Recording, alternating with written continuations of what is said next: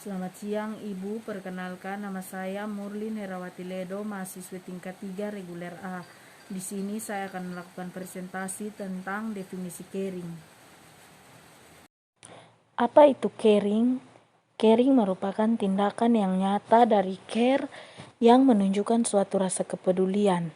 Caring adalah bentuk perhatian perawat dengan sepenuh hati terhadap pasien. Kepedulian, empati, komunikasi yang lemah lembut, dan rasa kasih sayang perawat terhadap pasien akan membentuk hubungan perawat-klien yang terapeutik. Pengertian caring menurut para ahli.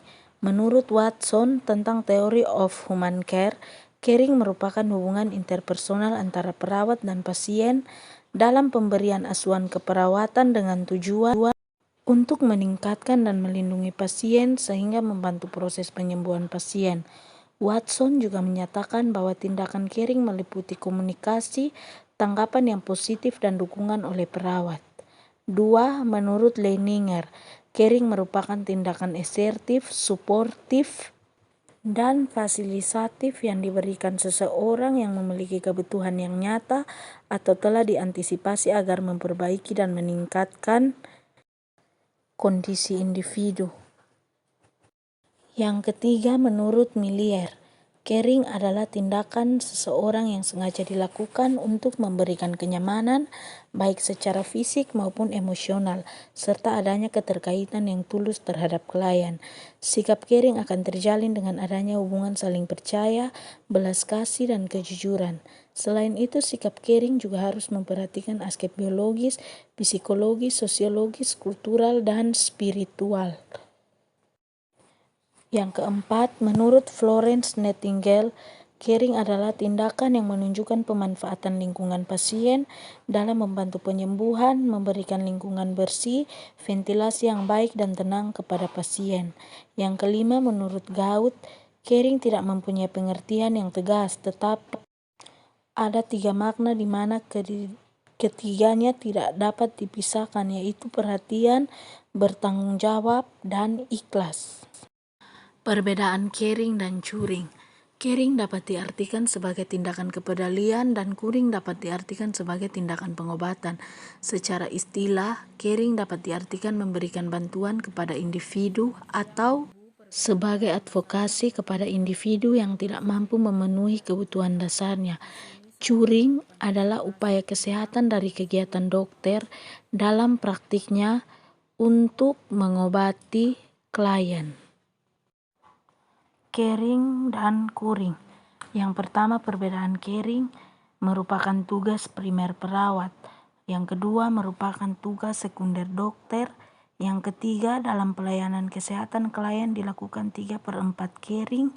Yang keempat, bersifat healthogency, maksudnya lebih menekankan peningkatan kesehatan daripada pengobatan.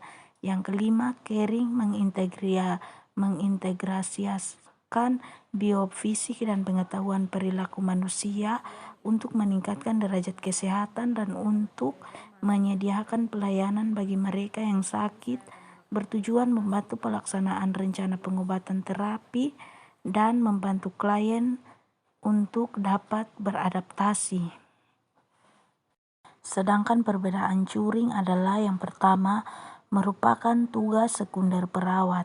Yang kedua, merupakan tugas primer dokter.